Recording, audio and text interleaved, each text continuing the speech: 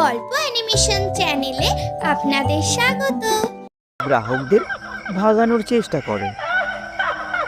কালু দাদাকে আজ এমন একটা শিক্ষা দেব, শুধু হোটেলের বিল দেখেই ভয় পেয়েছে। সুন্দরবন জঙ্গলে রয়েছে এক রহস্যময় হোটেল, হোটেল মেঘমালা।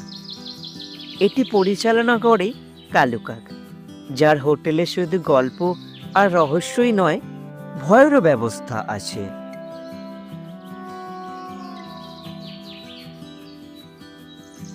ওহ, দেখো দেখো, আমার হোটেলে কেবল পাখিরা নয়, বনের অন্যান্য জীবজন্তুরাও ভয় আর মজার স্বাদ নিতে চায়। আজ আবার নতুন অতিথিরা আসছে। আজ রাতটা বেশ মজার হবে তো। কালু ভাই, শুনেছি আপনার হোটেলে নাকি রাতে ভূতের আগমন হয়। আমিও শুনেছি ভূত আসে, তবে আজ পর্যন্ত কেউ ভূত দেখেনি, শুধু হোটেলের বিল দেখেই ভয় পেয়েছে।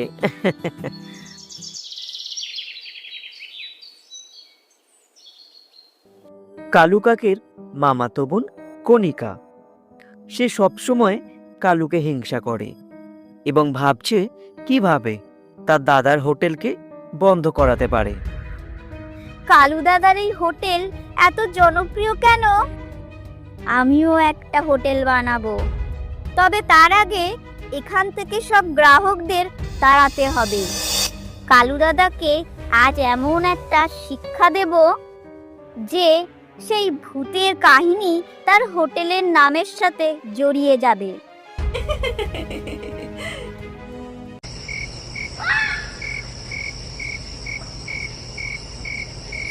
কণিকা কালুর হোটেলের ছাদে বিভিন্ন রকমের আওয়াজ বের করে হোটেলের সব গ্রাহকদের ভাগানোর চেষ্টা করে।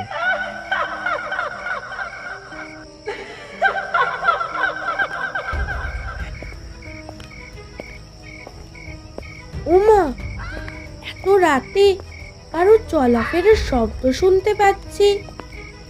এটা কি সেই ভূতের পায়ের শব্দ? আরে চিন্তা করো না, ওটা তেমন কিছু না, হয়তো হাওয়ার শব্দ হবে। কিন্তু সেই ভয়ানক শব্দগুলো ক্রমশই তীব্র হচ্ছে। এই দেখে হোটেলের গ্রাহকরা পালাতে থাকে। কালু কাক চিন্তিত হয়, কিন্তু কণিকা আনন্দ পাচ্ছে তার কার্যকলাপে।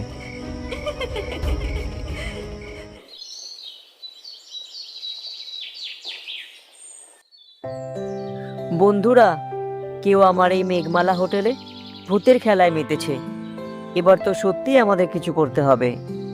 তুমি কি বলছো কালু দাদা? ভূত আসবে কাকে ভয় দেখাতে? ভূতেরও তো খেয়ে দিয়ে কাজ থাকে নাকি? কিন্তু যাই বলো, আমাদের অতিথিদের তো এখানে রাখতে হবে নাকি? তারা সব ভূত ভেবে পালিয়ে যাচ্ছে তো মেঘমালা থেকে।